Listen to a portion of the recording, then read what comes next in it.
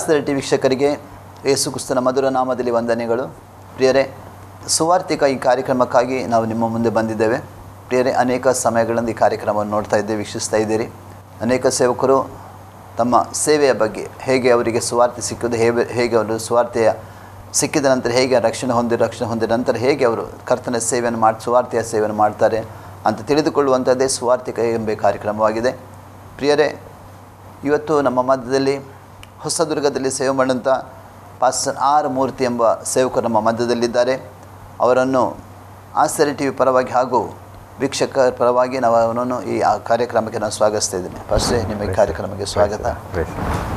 ಪ್ರಿಯರೇ, ಅವರು ನಮ್ಮ ಮಧ್ಯದಲ್ಲಿ ಬಂದು ಅವರು ಮಾಡಿದಂಥ ಸೇವೆ ಅಥವಾ ಅವರ ಸುವಾರ್ತೆಯಲ್ಲಿ ಅವರು ಅನುಭವಿಸುವಂಥ ಸಂಗತಿಗಳನ್ನು ಈ ಸಮಯದಲ್ಲಿ ಅವರು ನಮ್ಮ ಮುಂದೆ ಹೇಳಲಿಕ್ಕಿದ್ದಾರೆ. ಪಾಸ್ಟರ್, ನಾನು ಕೆಲ ಪ್ರಶ್ನೆಗಳನ್ನು ಕೇಳ್ತಾ ಇದ್ದೇನೆ. ಅಂದರೆ ಫಸ್ಟ್ ನೀವು ಯಾವ ಊರಿನವರು? ನಾವು ಸ್ವಂತ ಊರು ಶಿವಮೊಗ್ಗ. ಅಂದರೆ ಶಿವಮೊಗ್ಗದಲ್ಲಿ ನೀವು ಹುಟ್ಟಿದ್ದು? ಹುಟ್ಟಿದ್ದು, ಹೌದು. ಅಂದರೆ ನೀವು ಯಾವ ಹಿನ್ನೆಲೆಯವರು ಪಾಸ್ಟರ್? ನಾವು ಹಿಂದೂಯಿಂದ ಬಂದಂಥವ್ರು. ಹಿಂದೂ ಹಿನ್ನೆಲೆ ಬಂದಂಥವ್ರು. ಅಂದರೆ ನಿಮ್ಮ ತಂದೆ ತಾಯಿಗಳು ಎಷ್ಟು ಜನ ಮಕ್ಕಳು ನೀವು? ನಾವು 6 ಜನ ಮಕ್ಕಳು. ನೀವು ಎಷ್ಟನೇವರು? ನಾನು ನಾಲ್ಕನೇವನು. ನೀವು 4ನೇವರು? ಎಸ್. ಅಂದರೆ ನಿಮ್ಮ ಕುಟುಂಬ ಇಡೀ ರಕ್ಷಣೆ ಹೊಂದಿದ? ರಕ್ಷಣೆ ಹೊಂದಿದೆ. ನಿಮ್ಮ ತಂದೆ ತಾಯಿ? ಹೌದು. ಅಂದರೆ ಯಾವ ವಿಷಯಕ್ಕಾಗಿ ನೀವು ನಿಮ್ಮ ಯೇಸು ಕ್ರಿಸ್ತನನ್ನು ಕಂಡುಕೊಂಡ್ರಿ ನೀವು? ನಮ್ಮ ತಂದೆ ತಾಯಿ ಬಂದ್ಬಿಟ್ಟು ತುಂಬ ಹಿನ್ನೆಲೆ ಬಂದ್ಬಿಟ್ಟು ಕುಡುಕರಾಗಿದ್ದರು ಅವರು. ತಂದೆ ತಾಯಿ ಇಬ್ಬರು ಭಾಳ ಕುಡುಕ್ತನದಿಂದ ಮನೆಯಲ್ಲಿ ಶಾಂತಿ ಸಮಾಧಾನ ಇರ್ತಿರಲಿಲ್ಲ. ಅಂಥ ಸಂದರ್ಭದಲ್ಲಿ ನನ್ನ ಜೀವಿತದಲ್ಲಿ ತುಂಬ ಬರಡಾಗಿ ನನ್ನ ಜೀವನ ಇತ್ತು, ಸಮಾಧಾನ ಇಲ್ಲದೆ ಅಲಿತಿದ್ದೆ. ಅಂಥ ಸಂದರ್ಭದಲ್ಲಿ ನಮ್ಮ ಊರಿನಲ್ಲಿ ಶಿವಮೊಗ್ಗ ಡಿಸ್ಟಿಕ್ ಸೊರಬ ತಾಲೂಕು ಎಣ್ಣೆಕೊಪ್ಪ ಎಂಬ ಗ್ರಾಮದಲ್ಲಿ ನಾವು ಇರುವಂಥರಾಗಿದ್ದೀವಿ. ಅಂಥ ಸಂದರ್ಭದಲ್ಲಿ ಇಬ್ಬರು ಸೇವಕರು ಬಂದರು, ಕರಪತ್ರಿಕೆಯನ್ನು ನಮಗೆ ಹಂಚಿದ್ರು ವಿತರಣೆ ಮಾಡುವಂಥ ಸಂದರ್ಭದಲ್ಲಿ. ಅದರಲ್ಲಿ ಮತ್ತೇನು ಬರೆದ ಸುವಾರ್ತೆ 11ನೇ ಅಧ್ಯಾಯ 28ನೇ ವಚನ, ಈ ವಚನದಿಂದ ದೇವರು ಮಾತನಾಡಿದ್ರು. ಆ ವಚನ ಏನೆಂಬುದಾಗಿ ನೋಡುವಾಗ, ಎಲೆ ಕಷ್ಟಪಡುವವರೇ, ಹೊರೆ ಹೊತ್ತವರೇ, ನೀವೆಲ್ಲ ನನ್ನ ಬಳಿಗೆ ಬನ್ನಿರಿ, ನಾನು ನಿಮಗೆ ವಿಶ್ರಾಂತಿಯನ್ನು ಕೊಡುತ್ತೇನೆ ಎಂಬುದಾಗಿ ಸ್ವಾಮಿ ನನ್ನೊಂದಿಗೆ ಮಾತನಾಡಿದ್ರು. ಆ ವಚನ ನನ್ನ ಹೃದಯಕ್ಕೆ ಅದು ಮುಟ್ಟಿದ ತಕ್ಷಣವೇ ನಾನು ಅದೇ ವಾರದಲ್ಲಿ ಚರ್ಚಿಗೆ ನಾನು ಹೋದೆ. ಅಂದರೆ ನೀವು ಆ ಕರಪತ್ರ ನಿಮ್ಮ ಕೈಗೆ ಸಿಗುವ ತನಕ ನಿಮಗೆ ಯೇಸು ಕ್ರಿಸ್ತನ ಬಗ್ಗೆ ತಿಳಿದಿತ್ತಾ? ಅಲ್ಪ ಸ್ವಲ್ಪ ತಿಳಿದಿತ್ತು. ಹೌದು. ಅಂದರೆ ನಿಮ್ಮ ಸುತ್ತಮುತ್ತಲು ಕ್ರೈಸ್ತರು ಎಂಬ ಯಾರಾದ್ರೂ ಇದ್ರ? ನಮ್ಮ ಮಾಮರ ಮುಖಾಂತರವಾಗಿ ನಾವು ರಕ್ಷಣೆ ಮಾರ್ಗಕ್ಕೆ ಬಂದಿದ್ದು. ಅಲ್ಲ, ನಿಮ್ಮ ಊರಿನಲ್ಲಿ? ನಮ್ಮ ಊರಿನಲ್ಲಿ ನಮ್ಮ ಮಾಮರು ಯೇಸು ಸ್ವಾಮಿ ಬೇರೆ ಕ್ರೈಸ್ತರ ಪ್ರದೇಶದಲ್ಲಿದ್ರ? ಹೌದು ಇದ್ರು. ಹೌದು. ಅಂದರೆ ಯೇಸು ಕ್ರಿಸ್ತನ ಬಗ್ಗೆ, ಅಂದರೆ ಯೇಸು ಕ್ರಿಸ್ತನ ದೇವರು ಒಂದು ಜಾತಿಯ ದೇವರಂತ ನಿಮಗೆ ತಿಳಿದಿತ್ತು. ಅಂದರೆ ನಿಜವಾದ ಒಂದು ರಕ್ಷಕನ ಅಂತ ನೀವು ತಿಳಿದಿರಲಿಲ್ಲ? ಇಲ್ಲ, ತಿಳಿದಿರಲಿಲ್ಲ. ಕರಪತ್ರ ನಿಮಗೆ ಕೈಗೆ ಸಿಗಿದ ನಂತರ ಮೊದಲು ಯಾರು ಸ್ಪಂದಿಸಿದ್ದು, ನೀವಾ ಅಲ್ಲ ನಿಮ್ಮ ಕುಟುಂಬದ? ಮೊದಲು ಸ್ಪಂದಿಸಿದ್ದು ನಾನು. ಎಷ್ಟನೇ ವಯಸ್ಸು ಪಾಸ್ಟರ್ ನಿಮಗೆ? ಅವಾಗ ನನಗೆ 16-17 ವರ್ಷ. 16-17 ವರ್ಷ. ನೀವು ಅಂದರೆ ಆ ಕರಪತ್ರ ಸಿಕ್ಕಿದ ತಕ್ಷಣ ನೀವು ಒಂದು ಸಭೆಯನ್ನು ಹುಡುಕಿ ಹೋದ್ರಿ? ಹೌದು.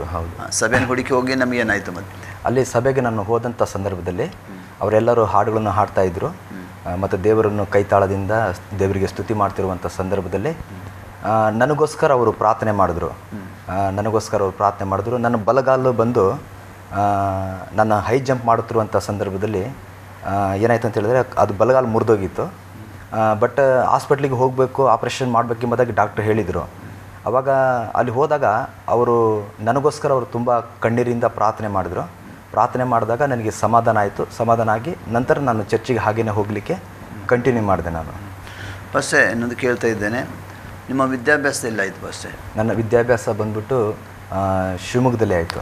ಶಿವಮೊಗ್ಗದಲ್ಲಿ ಅಂದರೆ ನೀವು ಹುಟ್ಟಿದ ಪ್ರಾಂತ್ಯದಲ್ಲಿ ಆಯಿತು. ಏನು ವಿದ್ಯಾಭ್ಯಾಸ ಮಾಡಿದ್ರಿ? ನಂದು ಬಂದು SSLC ಮುಗಿಸಿದ್ರಿ. ತದನಂತರ ನೀವು SSLC ಆದ ನಂತರ ನೀವೇನು ಮಾಡಿದ್ರಿ? ನಂತರ ನಿಮಗೆ ನಿಮ್ಮ ಶಾಲೆ ಹೋಗುವಂಥ ಸಮಯದಲ್ಲಿ ಸುವಾರ್ತೆ ಸಿಕ್ಕಿತ್ತಾ? ಅಲ್ಲ, ಶಾಲೆ ನೀವು SSLC ಮುಗಿದ ನಂತರ SSLC ಮುಗಿದ ನಂತರ PU ಸಂದರ್ಭದಲ್ಲಿ ನನಗೆ ಸುವಾರ್ತೆ ಸಿಕ್ತು. PU ಹೋಗಿದ್ದೀರಾ? ಜಸ್ಟ್ ಹೋಗಿದ್ವಿ ಅಷ್ಟೇ. ಆ ಸಮಯದಲ್ಲಿ ನಿಮಗೆ ಸುವಾರ್ತೆ ಸಿಕ್ಕಿದ್ದು. ಹೌದು. ಈಗ ನೀವು ಚರ್ಚಿಗೆ ಹೋಗ್ಲಿಕ್ಕೆ ಪ್ರಾರಂಭ ಮಾಡಿದ್ರಿ. ಹೌದು. ನಿಮಗೆ ಸಮಾಧಾನ ಆಯಿತು. ನಂತರ ನಿಮ್ಮ ಕುಟುಂಬ ಹೇಗಾಯಿತು ಭಾಷೆ? ನಂತರ ನನ್ನ ಕುಟುಂಬ ಹೇಗಾಯ್ತು ಅಂದರೆ, ನಾನು ಕರ್ತನನ್ನು ಅಂಗೀಕಾರ ಮಾಡಿಕೊಂಡೆ. ಯೇಸು ಕ್ರಿಸ್ತನನ್ನು ನನ್ನ ಸ್ವಂತ ರಕ್ಷಕನಾಗಿ ನನ್ನ ಅಂಗೀಕಾರ ಮಾಡ್ಕೊಂಡ ನಂತರ ನಂತರ ದಿನದಲ್ಲಿ ನಮ್ಮ ತಂದೆ ತಾಯಿ ಬಂದ್ಬಿಟ್ಟು ನನಗೆ ವಿರುದ್ಧವಾಗಿ ನಿಂತ್ಬಿಟ್ರು ಅವರು. ನೀನು ಯಾವುದೋ ಒಂದು ದೇವ್ರು ನಂಬ್ಕೊಂಡಿಯಾ ಎಂಬುದಾಗಿ ಅವರು ನನ್ನನ್ನು ಮನೆಯಿಂದ ಓಡಿಸ್ಬಿಟ್ರು ಅವರು. ಓಡಿಸಿದ ನಂತರ ನಾನು 2 ವರ್ಷಗಳ ಕಾಲ ನಾನು ಬೇರೆ ಒಂದು ಡಿಸ್ಟಿಕ್ನಲ್ಲಿ ನಾನಿದ್ದೆ. ಮನೆ ಸಂಪರ್ಕ ಕಳೆದುಕೊಂಡೆ. ದೇವ್ರನ್ನ ಅವರು ಏನಂತ ಹೇಳ್ತಿದ್ರು ಅಂದರೆ, ನೀನು ಚರ್ಚಿಗೆ ಹೋಗಬಾರ್ದು, ನೀನು ಪ್ರಾರ್ಥನೆಗೆ ಹೋಗಬಾರ್ದು, ನೀನು ಅದನ್ನು ಬಿಟ್ಟರೆ ಮಾತ್ರ ನಮ್ಮ ಮನೆಯಲ್ಲಿ ನಾನು ನಿನ್ನನ್ನು ಸೇರಿಸ್ಕೊಳ್ತೆ ಎಂಬುದಾಗಿ. ನಂತರ ಅದೇ ರೀತಿ ಆದ ನಂತರ ನಾನು ಯೇಸು ಸ್ವಾಮಿಯನ್ನು ಅಂಗೀಕಾರ ಮಾಡಿಕೊಂಡು ಪ್ರಾರ್ಥನೆ ಮಾಡಿಕೊಂಡು ಮತ್ತೊಂದು ಕಡೆಗೆ ನಾನು ಚರ್ಚಿಗೆ ಎವ್ರಿ ಸಂಡೇ ನಾನು ಹೋಗ್ತಾ ಇದ್ದೆ.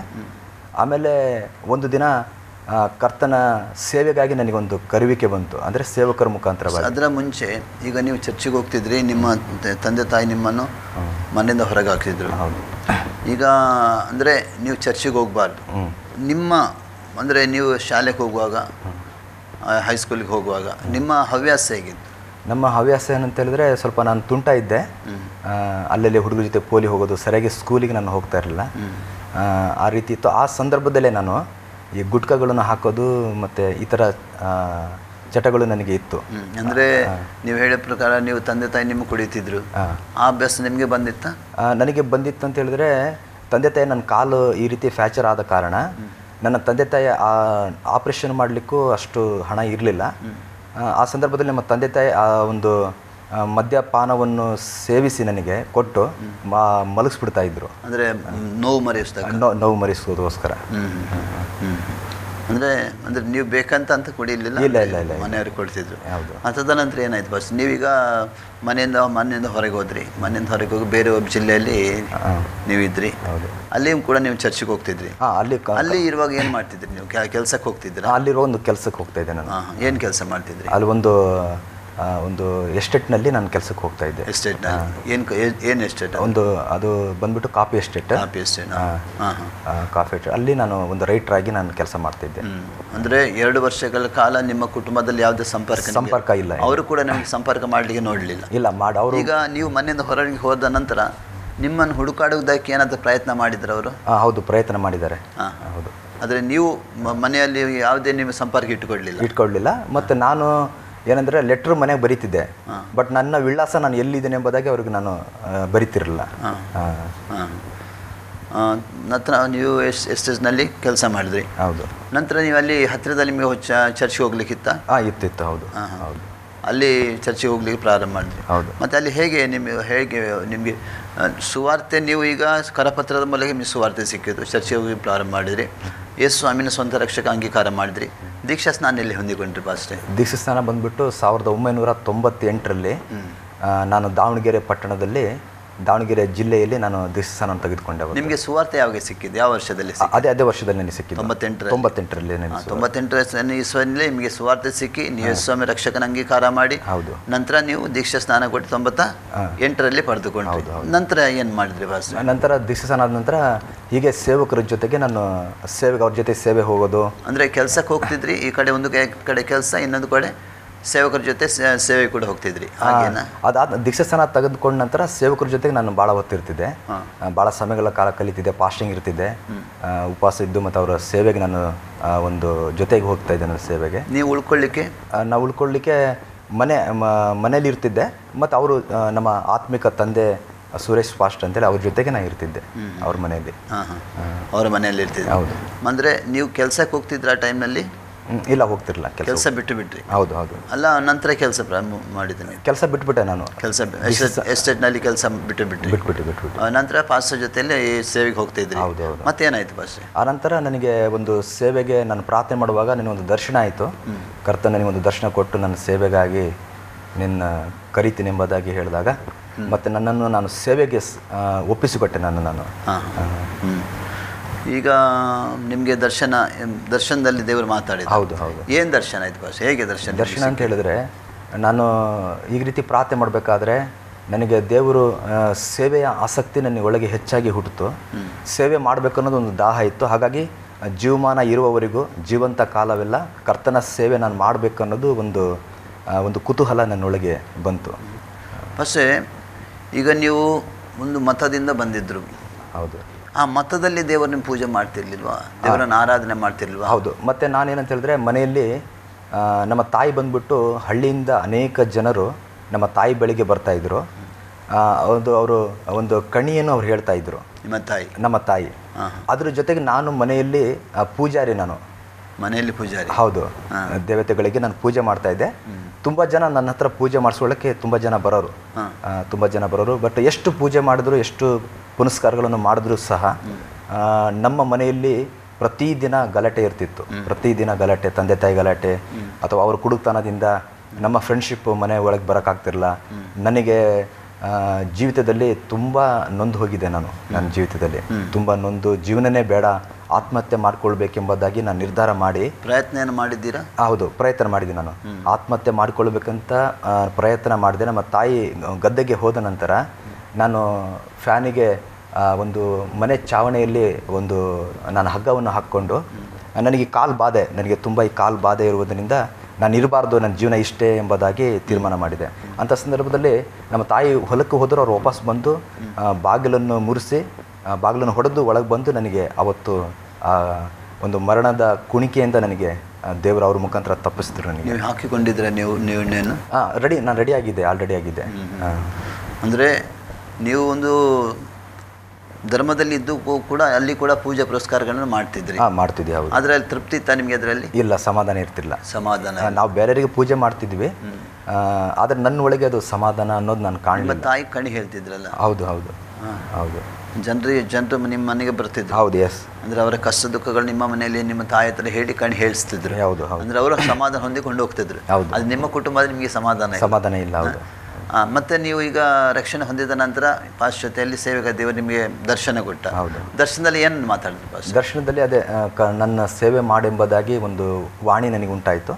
ಅವತ್ತಿನಿಂದ ನಾನು ಸಂಪೂರ್ಣವಾಗಿ ಸೇವೆಗೆ ನಾನು ಒಪ್ಪಿಸಿಕೊಟ್ಟು, ನಂತರ ನಾನು ಬೆಂಗಳೂರಿನಲ್ಲಿ 1 ವರ್ಷಗಳ ಕಾಲ ಬೈಬಲ್ ತರಬೇತಿಯನ್ನು ಮಾಡಿ ನಂತರ ಸೇವೆಗೆ ಬಂದೆ. ಬಟ್ ಅಲ್ಲಿ ನಾನು ಟ್ರೈನಿಂಗ್ ಮಾಡುವಂಥ ಸಂದರ್ಭದಲ್ಲಿ, ಸತ್ಯವೇದ ಅಧ್ಯಯನ ಮಾಡುವಂಥ ಸಂದರ್ಭದಲ್ಲಿ ನನ್ನ ಪ್ರಾರ್ಥನಾ ಮನವಿ ಏನಾಗಿತ್ತು ಅಂತ ಹೇಳಿದ್ರೆ, ನಮ್ಮ ಮನೆಯವರು ರಕ್ಷಣೆ ಬರಬೇಕು. ನಮ್ಮ ತಂದೆ ತಾಯಿ ಕುಡುಕ್ತನದಿಂದ ಅವರು ಹೊರಬಂದು ನನ್ನ ಹಾಗೆ ಯೇಸು ಕ್ರಿಸ್ತನನ್ನು ಸತ್ಯ ದೇವರೆಂಬುದಾಗಿ ಅವರು ಅಂಗೀಕರಿಸಿಕೊಂಡು ಮನೆಯಲ್ಲಿ ಶಾಂತವಾದಂಥ ವಾತಾವರಣ ಇರಬೇಕನ್ನೋದೇ ನನ್ನ ದೊಡ್ಡ ಒಂದು ದರ್ಶನ ಆಗಿತ್ತು, ದೊಡ್ಡ ಒಂದು ಪ್ರಾರ್ಥನಾ ಮನವಿಯಾಗಿತ್ತು ನಂದು. ಫಸ್ಟ್ ಈಗ ನೀವು ಬೈಬಲ್ ಕಾಲೇಜ್ ಹೋದ್ರಿ, 1 ವರ್ಷ ಅಲ್ಲಿ ಸತ್ಯವೇದ ಶಾಲೆಯನ್ನು ಅಧ್ಯಯನ ಮಾಡಿದ್ರಿ. ಆ ಸಮಯ ನೀವು ತಂದೆ ತಾಯಿಗೆ ಒಂದು ಸಂಪರ್ಕ ಮಾಡಿದ್ದೀರಾ? ಆ ಸಂದರ್ಭದಲ್ಲಿ ಇಲ್ಲ, ಮಾಡಲಿಲ್ಲ.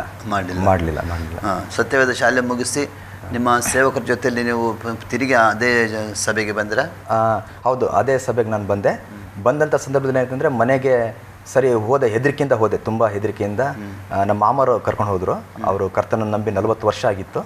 ಅವರು ಕರ್ಕೊಂಡು ಹೋದ ನಂತರ ನಮ್ಮ ಮನೇಲಿ ಎಲ್ಲರೂ ನನಗೆ ಬೈಲಿಕ್ಕೆ ಪ್ರಾರಂಭ ಮಾಡಿದ್ರು.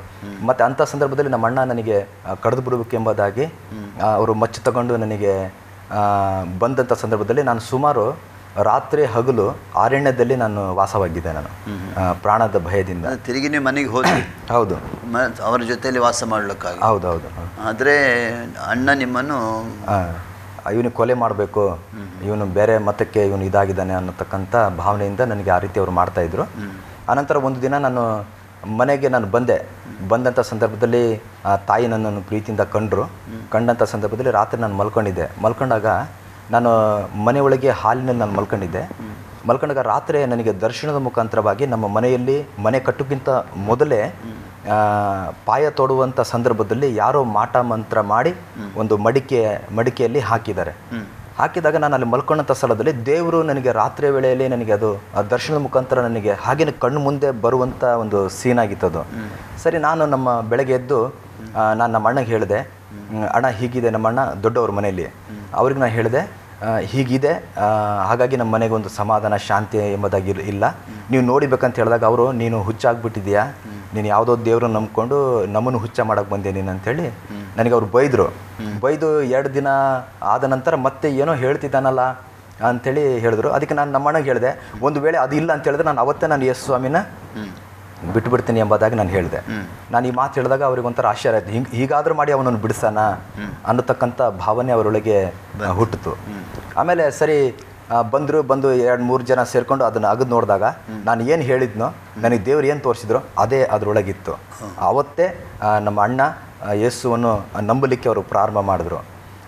ಅನಂತರ ನಾನೇನು ಮಾಡ್ತಿದ್ದೆ ಅಂತ ಹೇಳಿದ್ರೆ ನಮ್ಮ ತಂದೆ ತಾಯಿಗೆ ಅವರ ತಲೆ ಮೇಲೆ ಕೈ ಇಟ್ಟು ಅವ್ರು ಮಲ್ಕೊಂಡಾಗ ನನ್ನ ತುಂಬ ಪ್ರೀತಿಯಿಂದ ಕಾಣ್ತಿದ್ರು. 6 ಜನ ಅಣ್ಣ ತಮ್ಮಂದರಲ್ಲಿ ನನಗೆ ಭಾಳ ಪ್ರೀತಿಯಿಂದ ಅವ್ರು ಕಾಣ್ತಾಯಿದ್ರು.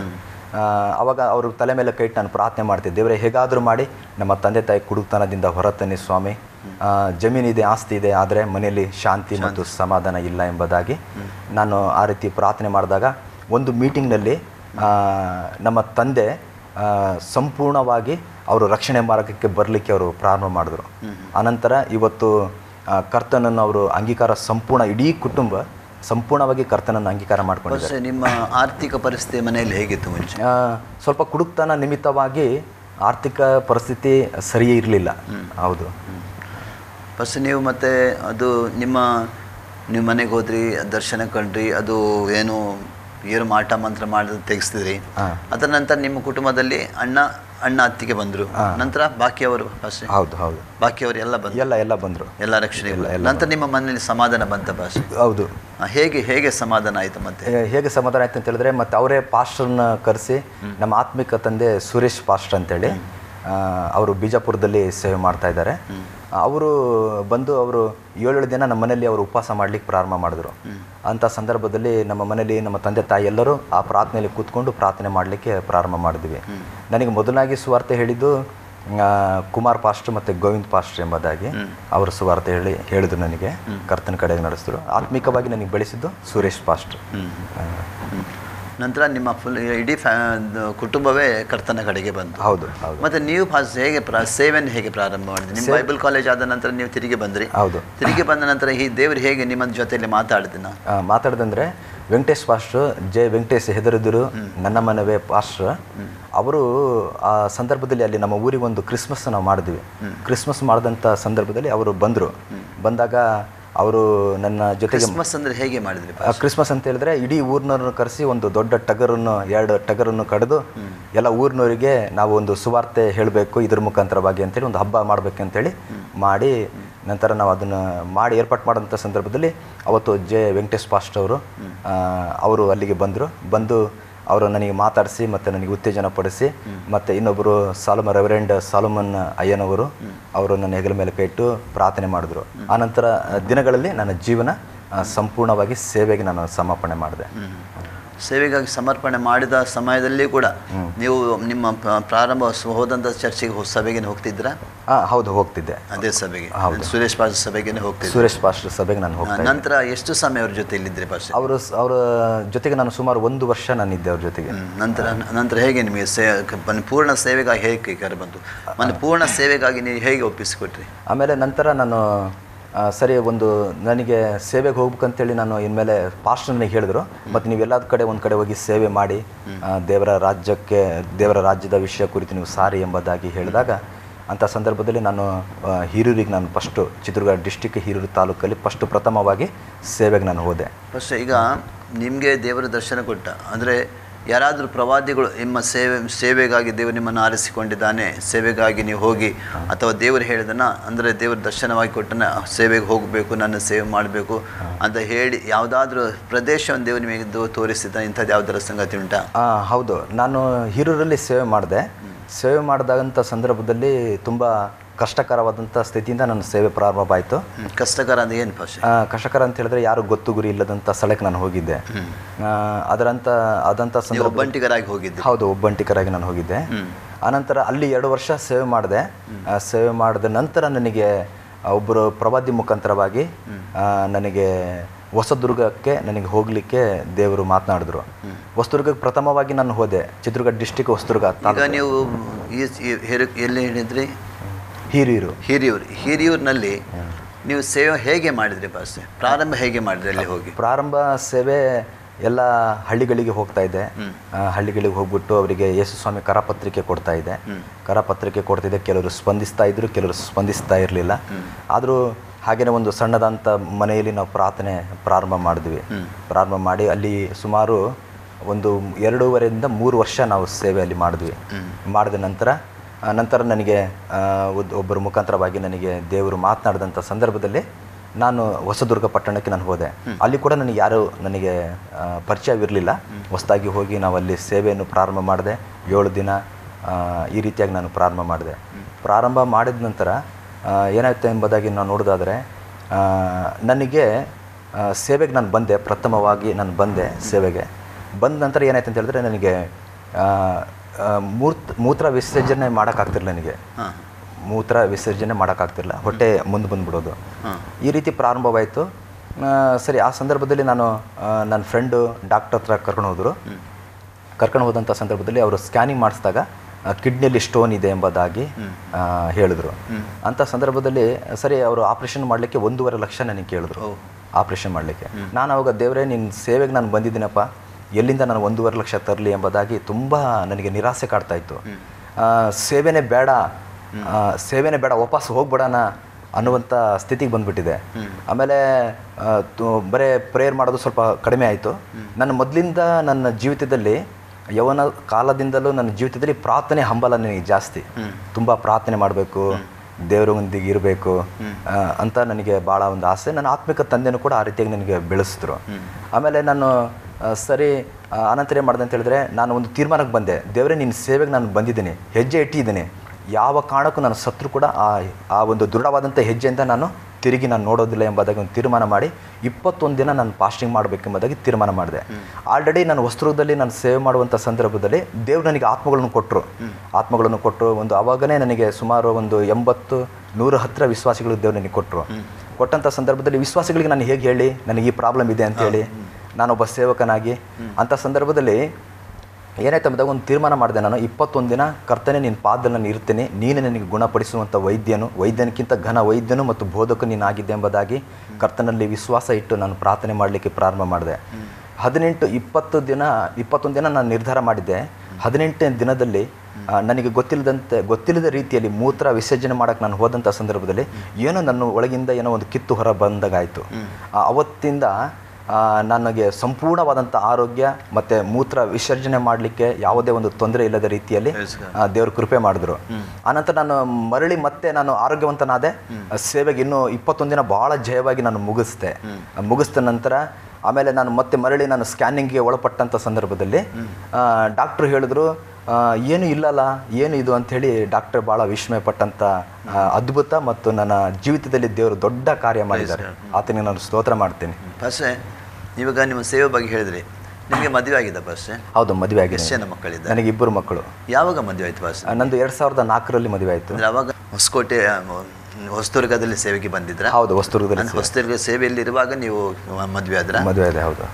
ಅಂದರೆ ನಿಮ್ಮ ಪತ್ನಿ ಯಾವ ಊರಿನವರು ಪಾಸ್ಟರ್? ನಮ್ಮ ಪತ್ನಿ ಬಂದ್ಬಿಟ್ಟು ತುಮಕೂರು ಡಿಸ್ಟಿಕ್, ತುಮಕೂರು ಜಿಲ್ಲೆ, ಹೋಬಳಿ ಅದು ಉಳಿಯಾರ ಎಂಬುದಾಗಿ.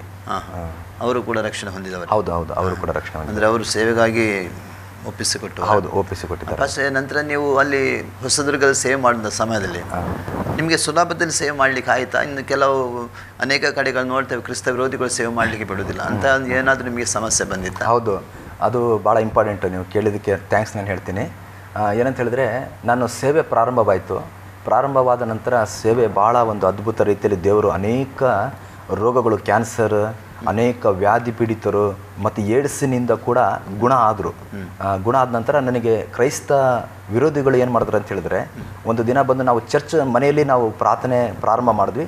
ಮನೇಲಿ ಸುಮಾರು ಒಂದು 150 ಜನಕ್ಕಿಂತ ಮೇಲೆ ಬರಲಿಕ್ಕೆ ಸ್ಟಾರ್ಟ್ ಆಯಿತು. ಅವಾಗ ನಾವು ಒಂದು ಸಭೆಗೆ ಒಂದು ಸ್ಥಳ ತಗೊಂಡ್ವಿ, ಸಭೆ ಕಟ್ಟಿದ ನಂತರ ಒಂದು 2 ವರ್ಷ ಆದ ನಂತರ ಕ್ರೈಸ್ತ ವಿರೋಧಿಗಳು ಬಂದು ನನ್ನ ಮೇಲೆ ಅಟ್ಯಾಕ್ ಮಾಡಿಬಿಟ್ಟು ಒಂದು ತಹಸೀಲ್ದಾರ್ ಚೇಂಬರಲ್ಲಿ ನಾನಿರುವಂಥ ಪಟ್ಟಣದಲ್ಲಿ ಅಲ್ಲಿ ಕರೆದುಕೊಂಡು ನಾನು ಹೋಗಿ ಒಬ್ಬರು ಬಂದು ಕ್ರೈಸ್ತ ವಿರೋಧಿ ಅವರು ಬಂದು ನನಗೆ ಹೊಡೆದ್ರು. ತಹಶೀಲ್ದಾರ್ ಮುಂದೆ? ಹೌದು, ತಹಸೀಲ್ದಾರ್ ಮುಂದೆ. ತಹಶೀಲ್ದಾರ್ ಇದ್ರು? ಹೌದು, ಸರ್ಕಲ್ ಇದ್ರು, ಸಬ್ ಇನ್ಸ್ಪೆಕ್ಟರ್ ಇದ್ರು. ಅವ್ರ ಮುಂದೆ ನನಗೆ ಹೊಡೆದ್ರು. ಏನು ಸ್ಪಂದಿಸಲಿಲ್ಲ ಪಾಸ್ಟರ್? ಆಮೇಲೆ ಅವರು ಹೊಡೆದ ನಂತರ ಆಮೇಲೆ ಹೇಳಿದ್ರು, ಕಾನೂನು ನೀವು ಕೈಗೆ ತಗೊಳ್ಬೇಡಿ, ನಾವಿರುವಾಗಲೇ ನೀವು ಕಾನೂನು ಕೈಗೆ ತಗೊಂಡು ನಿಮ್ಗೆ ಯಾರು ಅಧಿಕಾರ ಕೊಟ್ಟಿದ್ದೆ ಎಂಬುದಾಗಿ ಅವ್ರು ಕೇಳಿದ್ರು. ಅದಾದ ನಂತರ ಅವರು ನನಗೆ ಹೊಡೆದಂಥ ಸಂದರ್ಭದಲ್ಲಿ ನಾನು ಪ್ರಜ್ಞೆ ತಪ್ಪಿಬಿಟ್ಟೆ. ಅವರು ಬಂದು ನನಗೆ ಒದ್ರು ಅವರು. ಅವಾಗ ನಾನು ಪ್ರಜ್ಞೆ ತಪ್ಪಿದೆ. ಅಂಥ ಸಂದರ್ಭದಲ್ಲಿ ಆಮೇಲೆ ಅವರು ಅಂಥ ಸಮಯದಲ್ಲಿ ಅವರ ಮೇಲೆ ಏನು ಕ್ರಮ ತಗೊಳ್ಳಿಲ್ಲ ಅವರು? ಅದು ಸರ್ಕಲ್ ಮಾತಾಡಿದ್ರು.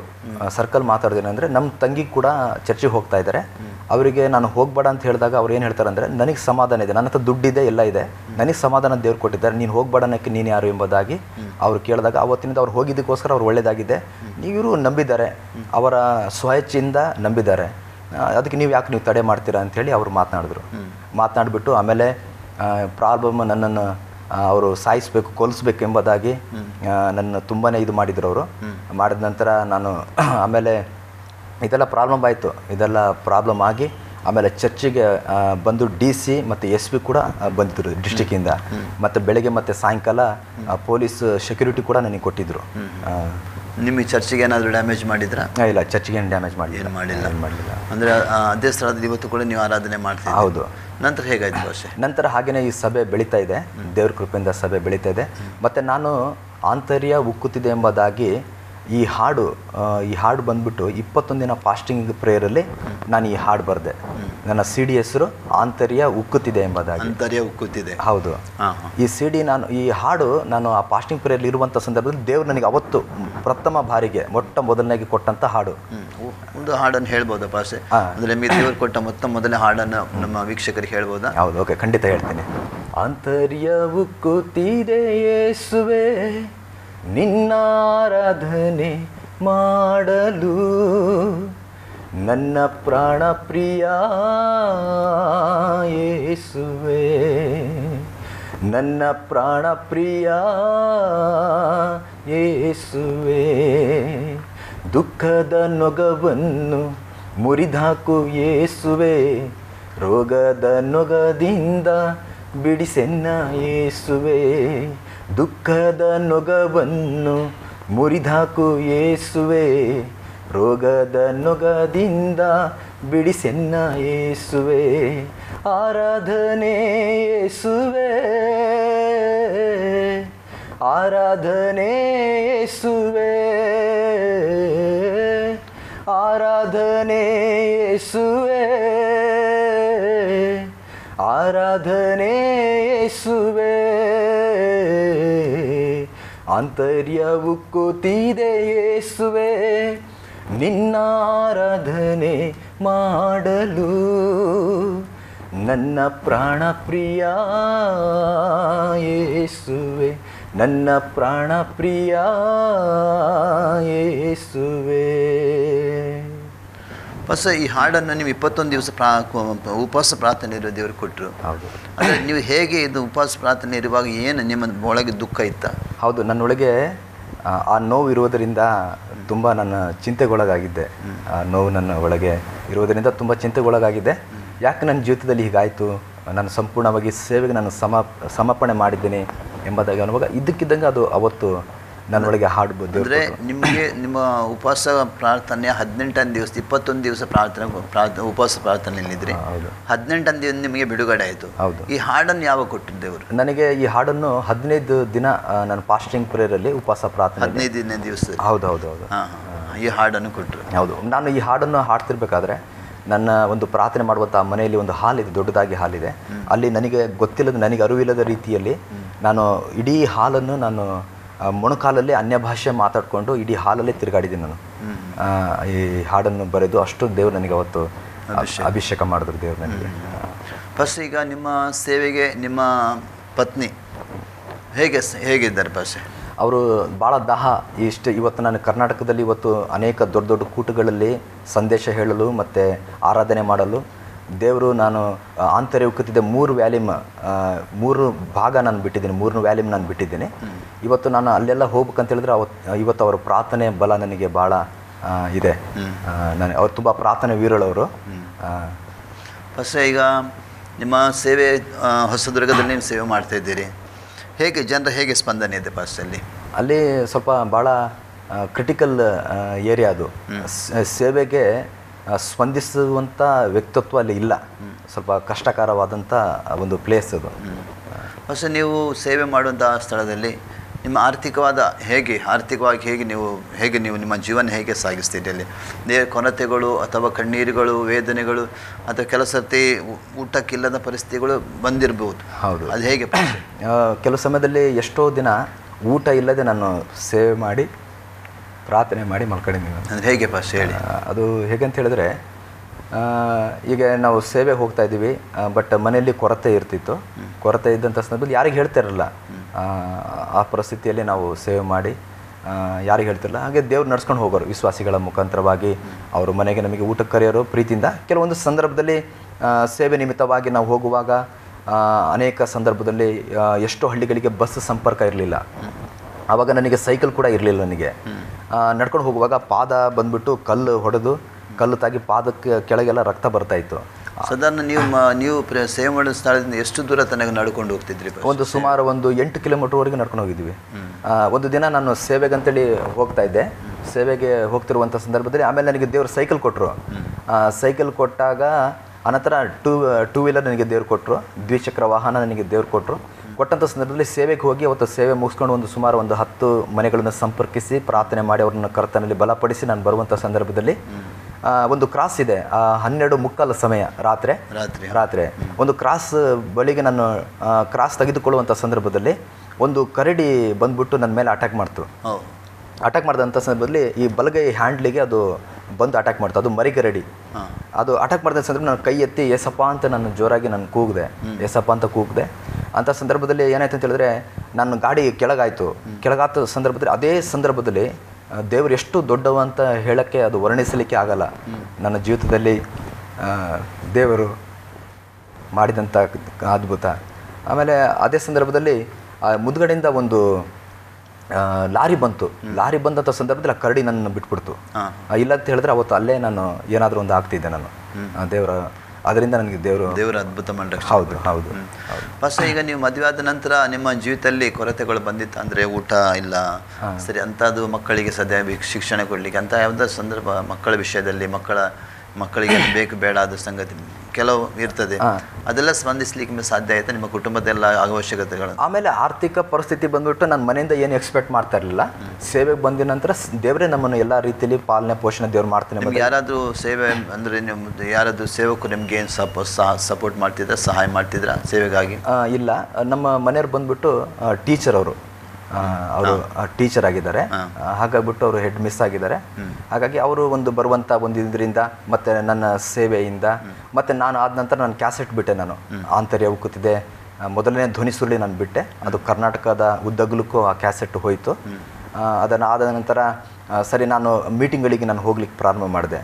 ಅನೇಕ ದೊಡ್ಡ ದೊಡ್ಡ ಮೀಟಿಂಗ್ಗಳಿಗೆ ನಾನು ಹೋಗಿ ಆರಾಧನೆ ಮಾಡೋದಾಗಲಿ ಮತ್ತು ಕರ್ತನ ವಾಕ್ಯ ಸಂದೇಶವನ್ನು ಸಾರುವುದ್ರ ಮುಖಾಂತರವಾಗಲಿ ಆ ರೀತಿಯಾಗಿ ನನಗೆ ದೇವರು ಆತನ ನಾಮ ಮಹಿಮೆಗೋಸ್ಕರ ನನಗೆ ಉಪಯೋಗ ಮಾಡ್ಕೊಂಡಂಥ ಸಂದರ್ಭದಲ್ಲಿ ಆರ್ಥಿಕ ಪರಿಸ್ಥಿತಿ ಸುಧಾರಣೆಗೆ ಬಂತು. ಅಂದರೆ ನೀವು ಆರಾಧನೆ ಸೇವೆಯನ್ನು ಕೂಡ ದೇವನಿಗೆ ಕೊಟ್ಟಿದ್ದಾರೆ? ಹೌದು. ಅಂದರೆ ನೀವು ವಾಕ್ಯ ಸಂದೇಶಕ್ಕಾಗಿ ಕೂಡ ಹೋಗ್ತೀರಿ? ಹೌದು. ಆರಾಧನೆ ನಡೆಸೋದಕ್ಕಾಗಿ ಕೂಟಗಳಿಗೆ ಅದಕ್ಕಾಗಿ ಕೂಡ ಹೋಗ್ತೀರಿ? ಹೌದು. ಫಸ್ಟ್ ಈಗ ನೀವು ಈ ಸೇವೆ ಮಾಡಿದ ಸಮಯದಲ್ಲಿ ನಿಮಗೆ ಸೇವೆಗೆ ವಿರುದ್ಧವಾಗಿ ಸೇವೆ ಮಾಡಬಾರದು ಅಂದರೆ ಕ್ರಿಸ್ತ ವಿರೋಧಿಗಳು ಬಿಟ್ಟು ಬೇರೆ ಯಾರಾದರೂ ನಿಮಗೆ ಸೇವೆ ಮಾಡಬಾರದು ಅಂತ ಯಾರಾದರೂ ತಡೆ ಮಾಡಿದ್ರು? ಮಾಡಿದರು. ಈಗ ನಮ್ಮ ಜನಾಂಗದವರೇ ನಮಗೆ ಸ್ವಲ್ಪ ತಡೆ ಮಾಡಿದರು. ಮಾಡಿದಂಥ ಸಂದರ್ಭದಲ್ಲಿ ಸೇವೆಗೆ ತುಂಬಾ ತಡೆ ಮಾಡಿದ್ರು. ವಿಶ್ವಾಸಿಗಳ ಮಧ್ಯದಲ್ಲಿ ಮನೆಗೆ ಹೋಗ್ಬಿಟ್ಟು ಅವರಿಗೆ ನೀವು ಪ್ರಾರ್ಥನಾ ಆಲಯಕ್ಕೆ ನೀವು ಹೋಗಬಾರ್ದು, ಚರ್ಚಿಗೆ ನೀವು ಹೋಗಬಾರ್ದು ಅಂಥೇಳಿ ತಡೆ ಮಾಡಿದರು. ತಡೆ ಮಧ್ಯದಲ್ಲಿ ದೇವ್ರು ನಡೆಸ್ಕೊಂಡು ಬಂದರು ದೇವರು. ಅಂದರೆ ಕೆಲವು ಸೇವಕರ ಅಥವಾ ವಿಶ್ವಾಸಿಗಳಂಥ ಸೇವೆ ಮಾಡಬಾರ್ದು, ಈ ಸ್ಥಳ ಬಿಟ್ಟು ಹೋಗ್ಬೇಕಂತ ಕೆಲವು ಪರಿಸ್ಥಿತಿ ಬರ್ತದೆ. ಹೌದು. ಅಂಥದ್ದೆಲ್ಲ ಪರಿಸ್ಥಿತಿ ಬಂದಿದೆ ಭಾಷೆ? ಹೌದು, ಬಂದಿದೆ. ಆ ಸಮಯದಲ್ಲಿ ಹೇಗೆ ಏನು ಮಾಡ್ತಿದ್ರಿ? ಆ ಸಂದರ್ಭದಲ್ಲಿ ನಾನು ಮನೆ ಬಿಟ್ಟು ಸುಮಾರು 1 ವಾರ ನಾನು ಹೋಗ್ಬಿಟ್ಟಿದ್ದೆ. ನನ್ನನ್ನು ಹೊಡಿಲಿಕ್ಕೆ, ನನ್ನನ್ನು ಕೊಲ್ಲಬೇಕೆಂಬುದಾಗಿ 5 ಲಕ್ಷ ರೂಪಾಯಿ ಕೊಟ್ಟು ನನಗೆ ಸಿದ್ಧತೆ ಮಾಡ್ಕೊಂಡಿದ್ರು ಅವರು. ಆವಾಗ ಇದು ಭಾಳ ನೀವು ಕೇಳಿದ್ದಕ್ಕೆ ನಾನು ಥ್ಯಾಂಕ್ಸ್ ಹೇಳ್ತೀನಿ, ನೆನಪು ತಂದಿದ್ದಕ್ಕಾಗಿ. ನನ್ನ ಮನೆಯವರು ಒಬ್ಬರು ನನಗೆ ಫೋನ್ ಮಾಡಿ ಹೇಳಿದ್ರು, ಸರ್ ನೀವು ದಯವಿಟ್ಟು ನೀವು ನಿಮ್ಮ ಕುಟುಂಬ ಅರ್ಧ ಗಂಟೆ ಒಳಗೆ ನೀವು ಮನೆಯಿಂದ ನೀವು ಚರ್ಚ್ ಮತ್ತು ಪಕ್ಕ ಮನೆಯೇ ಇದೆ ನಮ್ಮದು, ನೀವು ಬೇರೆ ಕಡೆ ನೀವು ಎಲ್ಲಾದರೂ ಹೋಗ್ಬಿಡಿ ಅಂತೇಳಿ. ಸರಿ, ನಾವು 1 ಕಿಲೋಮೀಟ್ರ್ ಹೋಗಿಲ್ಲ. ತುಂಬ ಮಳೆ, ಗುಡುಗು ಸಿಡಿಲು ಮಳೆ. ಮಗು ಪಾಪು ಬೇರೆ 3 ವರ್ಷದ ಮಗ ಇದ್ದಾನೆ. ಸರಿ, ನಾವು ಹೊರಟಂಥ ಸಂದರ್ಭದಲ್ಲಿ ತುಂಬ ಮಳೆ ಅಂದರೆ ಹೇಳಬಾರ್ದು. ಆಮೇಲೆ ನಾವು ಹೋಗ್ತಿರುವಂಥ ಸಂದರ್ಭದಲ್ಲಿ ನಮ್ಮ ಮಾವರ ಮನೆಗೆ ನಾವು ಹೋಗ್ತಾ ಇದ್ವಿ, ನಮ್ಮ ಮನೆಯವರ ತವ್ರ ಮನೆಗೆ ನಾವು ಹೋಗ್ತಾ ಇದ್ವಿ. ಅಲ್ಲಿ ಹೋಗಿ 1 ವಾರ ಇದ್ದು ಬರೋಣ ಅಂತೇಳಿ ಹೋಗ್ತಾ ಇದ್ವಿ. ಆವಾಗ ನಾವು ಹೋಗ್ಬೇಕಂದ್ರೆ ಸಂದರ್ಭದಲ್ಲಿ ತುಂಬ ಮಳೆಯಿಂದ ನೆನ್ಕೊಂಡು ಒಂದು ಮರದ ಹತ್ರ ಇದ್ದು ತುಂಬ ವಿಚಿತ್ರ. ಎಲ್ಲ ನಮ್ಮ ಮಗುವಿಂದ ಹಿಡಿದು ನಾವೆಲ್ಲ ಪೂರ್ತಿ ನೆಂದು ಹೋಗಿದ್ವಿ. ನೆಂದು ಹೋಗಿ ಆಮೇಲೆ ನಾವು ಹೋಗಿ 1 ಗಂಟೆ ಆಗಿಲ್ಲ, ಹೇಗೋ ಹೋಗಿ ನಾವು ಸೇರಿದ್ವಿ, ಕ್ಷೇಮವಾಗಿ ನಾವು ಸೇರಿದ್ವಿ. ಅದಾದ ನಂತರ ಅಲ್ಲಿ ಸುಮಾರು ಒಂದು ಟಾಟಾ AC ಮಾಡಿಕೊಂಡು ಗಾಡಿ ಮಾಡಿಕೊಂಡು ತುಂಬ ಜನ ನನಗೆ ಅಲ್ಲಿ ಹೊಡೆಯಕ್ಕೆ ಬಂದಿದ್ರು ಚರ್ಚಿಗೆ. ಅವಾಗ ನಮ್ಮ ಚರ್ಚ್ ಒಳಗೆ ಒಬ್ಬ ಹುಡುಗನ ನಾವು ಬಿಟ್ಟಿದ್ದೆ, ಯವನಸ್ಥನ ಬಿಟ್ಟಿದ್ವಿ. ಸರಿ, ಅವನು ಫೋನ್ ಮಾಡಿ ಹಿಂಗೆ ಹೇಳ್ದ, ಎಲ್ಲೋ ಹೋದ್ರಂತ ಅವ್ರು ಕೇಳಿದಾಗ ಗೊತ್ತಿಲ್ಲ, ಎಲ್ಲೋ ಹೋಗಿದ್ದಾರೆ, ಊರಿಗೆ ಹೋಗಿದ್ದಾರೆ ಅಂತ ಹೇಳಿದಾಗ ಆಮೇಲೆ ಅವ್ರು ವಾಪಸ್ ಹೋಗಿದ್ದಾರೆ. ಇದು ಮಾಡಿಸಿದ್ಯಾರು ಭಾಷೆ? ಕ್ರೈಸ್ತ ವಿರೋಧಿಗಳು. ಕ್ರೈಸ್ತ ವಿರೋಧಿಗಳು, ಹೌದು. ಅಷ್ಟೇ. ನೀವು ಸೇವೆಗಾಗಿ ಎಲ್ಲೆಲ್ಲಿ ಹೋಗಿದ್ರಿ ಈ ತನಕ? ನಾನು ನನ್ನ ಕ್ಯಾಸೆಟ್ ಬಿಟ್ಟ ನಂತರ, ಆಂತರ್ಯ ಉಕ್ಕುತ್ತಿದೆ ಈ ಧ್ವನಿ ಸುರುಳಿ ಬಿಟ್ಟ ನಂತರ ಇವತ್ತು ಬಿಜಾಪುರ, ಮತ್ತು ಲಿಂಗಸೂರು, ಬೆಂಗಳೂರು, ಮತ್ತು ಶಿವಮೊಗ್ಗ, ಬಳ್ಳಾರಿ, ಭಾಳ ತುಂಬ ಕಡೆ ನಾನು ಹೋಗಿದ್ದೀನಿ. ತುಮಕೂರು, ತುಂಬ ಕಡೆ ನಾನು ಹೋಗಿದ್ದೀನಿ. ಕರ್ನಾಟಕ ಬಿಟ್ಟು ಬೇರೆ ರಾಜ್ಯಗಳಿಗೆ ಹೋಗಿದ್ದೀರಾ? ಕರ್ನಾಟಕ ಬಿಟ್ಟು ಬೇರೆ ರಾಜ್ಯಗಳಿಗೆ ಹೋಗಿಲ್ಲ. ಫಸ್ಟ್ ನೀವು ಏನೇನು ಸೇವೆ ಮಾಡ್ತಾ ಇದ್ದೀರಿ? ನಾನು ಸೇವೆ ಬಂದುಬಿಟ್ಟು ಆರಾಧನೆ ಸೇವೆ. ಹಾಡು ಸ್ವಂತಾಗಿ ನಾನು ಬರಿತೀನಿ, ಸ್ವಂತಾಗಿ ನಾನು ಹಾಡ್ತೀನಿ. ದೇವ್ರು ನನಗೆ ಒಳ್ಳೆಯ ವಾಯ್ಸ್ ನನಗೆ ದೇವ್ರು ಕೊಟ್ಟಿದ್ದಾರೆ. ಮತ್ತು ಸಂದೇಶ ನಾನು ಹೇಳ್ತೀನಿ. ಅನೇಕ ನನ್ನ ಕೂಟಗಳಲ್ಲಿ ಅನೇಕ ಮಿರಕಲ್ ಆಗ್ತದೆ, ಅನೇಕ ಅದ್ಭುತಗಳು ಬಂದಂಥ ಜನರು ಅವರು ಸಾಕ್ಷಿಯನ್ನು ಕೊಡ್ತಾರೆ. ತುಂಬ ಜನ ನನ್ನ ಸಭೆಯಲ್ಲೇ ಪ್ರತ್ಯಕ್ಷವಾದಂಥ ಸಾಕ್ಷಿಯಾಗಿ ನಾನು ಹೇಳ್ತೀನಿ. ಏನಂದರೆ ನನ್ನ ಸಭೆಯಲ್ಲಿ ಅನೇಕ ಅಮ್ಮ ಕ್ಯಾನ್ಸರ್ ಕಾಯಿಲೆಯಿಂದ ಗೆಡ್ಡೆ ಆಗಿತ್ತು ಅಮ್ಮನಿಗೆ. ಸರಿ, ಅವರು ಭಾಳ ಬಡವರು, ಬಡ ರೇಖೆಯಲ್ಲಿ ಇರುವಂಥವ್ರು. ಹಾಸ್ಪಿಟ್ಲಿಗೆ ಅವರಿಗೆ ತೋರಿಸಲಿಕ್ಕೆ ಅಷ್ಟು ಸಾಮರ್ಥ್ಯ ಇರಲಿಲ್ಲ. ಅವರು ಬಂದಾಗ ನಾನು ಕರ್ತನ ಹೆಸರಲ್ಲಿ ಎಣ್ಣೆ ಹಚ್ಚಿ ಪ್ರಾರ್ಥನೆ ಮಾಡಿದಾಗ 1 ದಿನದ ಒಳಗೆ ಆ ಗೆಡ್ಡೆ ಪೂರ್ತಿ ಕರಗಿ ಹೋಗಿದೆ. ಆ ರೀತಿಯಾಗಿ ದೇವರು ಅದ್ಭುತ ಮಾಡಿದ್ದಾರೆ. ಮತ್ತು ಅನೇಕ HIV ಕಾಯಿಲೆ ಬಂದ್ಬಿಟ್ಟು ಡಾಕ್ಟ್ರಿಂದ ಆಗದಂಥ ಕಾಯಿಲೆ, ನಿಮಗೆ ಗೊತ್ತಿದೆ ಅದು. ಆದರೆ ನಮ್ಮ ಚರ್ಚಲ್ಲಿ 2 ಇದ್ದಾರೆ, 2 ಸಂಪೂರ್ಣ ಗುಣಮುಖರಾಗಿದ್ದಾರೆ. ದೇವರು ಆ ರೀತಿಯಾಗಿ ಕಾರ್ಯ ಮಾಡಿದ್ದಾರೆ. ಮತ್ತು ನಾವು ಹೋಗುವಂಥ ಕೂಟಗಳಲ್ಲಿ ದೇವರು ನನಗೆ ಸಂದೇಶ ಮುಖಾಂತರವಾಗಿ ಮತ್ತು ನಾನು ನನ್ನ ಹಾಡುಗಳ ಮುಖಾಂತರವಾಗಿ ಆರಾಧನೆ ಮಾಡಲಿಕ್ಕೂ ದೇವರು ಕೃಪೆ ನೀಡಿದ್ದಾರೆ. ಅದರಲ್ಲಿ ಎಷ್ಟೋ ದುರಾತ್ಮಗಳು ಹೊರ ಬರ್ತವೆ, ಎಷ್ಟೋ ದುರಾತ್ಮಗಳು, ಎಷ್ಟೋ ಕಣ್ಣೀರು, ಎಷ್ಟೋ ಸಾಯಬೇಕೆಂಬುದಾಗಿ ನನ್ನ ಹಾಡಿನ ಮುಖಾಂತರವಾಗಿ ನೊಂದವರ ಬದುಕಿನಲ್ಲಿ ಹೊಸ ಜೀವ ನೀಡೆ ಎಂಬುದಾಗಿ ನಾನು ಹಾಡು ಬರೆದಿದ್ದೀನಿ. ಅದು 2ನೇ ವ್ಯಾಲ್ಯೂಮ್ನಲ್ಲಿ ಇದೆ ಹಾಡು. ಒಂದು ಚರಣ ಹೇಳಿ. ಓಕೆ. ನೊಂದವರ ಬದುಕಿನಲ್ಲಿ ಹೊಸ ಜೀವ ನೀಡಯ, ಕುಗ್ಗಿದ ಮನಸ್ಸಿಗೆ ಉಜ್ಜೀವನಗೊಳಿಸಯ್ಯ. ನೊಂದವರ ಬದುಕಿನಲ್ಲಿ ಹೊಸ ಜೀವ ನೀಡಯ, ಕುಗ್ಗಿದ ಮನಸ್ಸಿಗೆ ಉಜ್ಜೀವನಗೊಳಿಸಯ್ಯ. ದೇವರೇ ನಿನ್ನಿಂದ ಉಂಟಾಗುವ ರಕ್ಷಣೆ ಯಾವಾಗ ಆಗುವುದೆಂದು ನಿರೀಕ್ಷಿಸಿರುವೆ.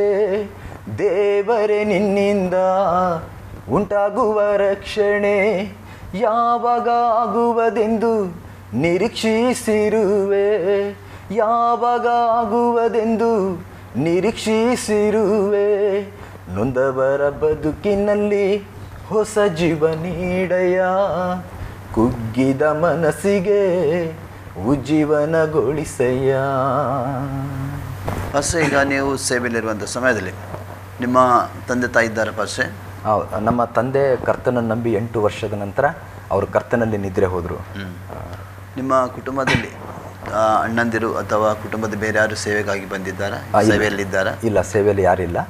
ನನ್ನನ್ನು ಒಬ್ಬನನ್ನು ಸೇವೆಗೆ ಸಮರ್ಪಣೆ ಮಾಡಿದ್ದಾರೆ. ನನ್ನ ತಾಯಿಗೆ ಈಗ 75 ವರ್ಷ ಆದರೂ ಸಹ ಅವರು ಇವತ್ತು ಕರ್ತನಲ್ಲಿ ನೀರಿಲ್ಲದೆ 7 ದಿನ ಉಪವಾಸ ಇದ್ದು ನನ್ನ ಸೇವೆಗೋಸ್ಕರ ಪ್ರಾರ್ಥನೆ ಮಾಡ್ತಾರೆ.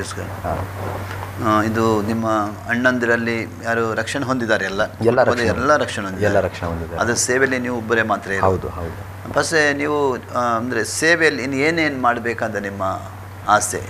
ನನ್ನ ಭಾರ ಮನದಾಳ, ಅಥವಾ ದೇವರು ಏನು ನಿಮಗೆ ಸೇವೆ ವಿಷಯದಲ್ಲಿ ದರ್ಶನ ಎಲ್ಲ ಕೊಟ್ಟಿದ್ದಾನೆ? ಹೌದು.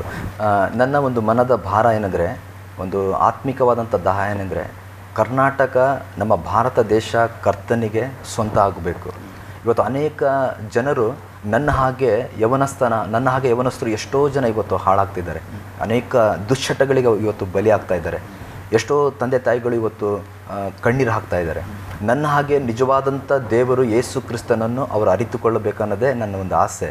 ಮತ್ತು ಬಂದ್ಬಿಟ್ಟು ಏನಂತ ಹೇಳಿದ್ರೆ, ಕರ್ನಾಟಕದ ಉದ್ದಗಲಕ್ಕೂ ಇವತ್ತು ಈ ಹಾಡುಗಳ ಮುಖಾಂತರವಾಗಿ ಈ ನನ್ನ ಜೀವಿತದಲ್ಲಿ ಯೇಸು ಸ್ವಾಮಿ ನಂಬಿದ ನಂತರ ನಾನು ಇತ್ತೀಚೆಗೆ ಹಾಡನ್ನು ಬರೆದೆ. ಆ ಹಾಡು ಇವತ್ತು ಎಲ್ಲ ಕಡೆ ಅದನ್ನು ಹಾಡ್ತಾ ಇದ್ದಾರೆ. ಆ ಹಾಡು ಏನಂತ ಹೇಳಿದ್ರೆ, ಈ ದಿನವೂ ನಮ್ಮ ಕರ್ತನಿಗೆ ಪ್ರತಿಷ್ಠಿತವಾಗಿದೆ. ನೆಹೆಮ್ಯ 8:10 ವಚನದಲ್ಲಿ ಹೇಳ್ತದೆ, ಈ ದಿನವೂ ನಮ್ಮ ಕರ್ತನಿಗೆ ಪ್ರತಿಷ್ಠಿತವಾಗಿದೆ, ಯೆಹೋವನ ಆನಂದವೇ ನಮ್ಮ ಆಶ್ರಯ ಎಂಬುದಾಗಿ ಈ ಹಾಡನ್ನು ನಾನು ಬರೆದೆ. ಇವತ್ತು ಅನೇಕ ಯೌವನಸ್ಥರು ಮತ್ತು ಯೌವನಸ್ಥಿಯರು ಸಭೆಗಳಲ್ಲಿ ಮತ್ತು ಏನೋ ಕಾರ್ಯಕ್ರಮಗಳಿದ್ದಾಗ ಈ ಹಾಡನ್ನು ಹಾಡಿ ದೇವರಿಗೆ ಮಹಿಮೆ ಪಡಿಸ್ತಾರೆ. ನೀವು ಅನುಮತಿ ಕೊಡೋದಾದರೆ ಅದನ್ನು ಹಾಡ್ತೀನಿ. ಓಕೆ. ಈ ದಿನವು ನಮ್ಮ ಕರ್ತನಿಗೆ ಪ್ರತಿಷ್ಠಿತವಾಗಿದೆ, ಯೆಹೋವನ ಆನಂದವೇ ನಮ್ಮ ಆಶ್ರಯ, ನಮ್ಮ ಆಶ್ರಯ. ಈ ದಿನವು ನಮ್ಮ ಕರ್ತನಿಗೆ ಪ್ರತಿಷ್ಠಿತವಾಗಿದೆ, ಯೆಹೋವನ ಆನಂದವೇ ನಮ್ಮ ಆಶ್ರಯ, ನಮ್ಮ ಆಶ್ರಯ. ನನ್ನ ಬಾಳು ಬಂಗಾರವಾಯಿತು ನಿನ್ನನ್ನು ಕಂಡು, ನನ್ನ ಮನಸ್ಸಿಗೆ ನೆಮ್ಮದಿ ಬಂತು ನಿನ್ನಲ್ಲಿ ಯೇಸು.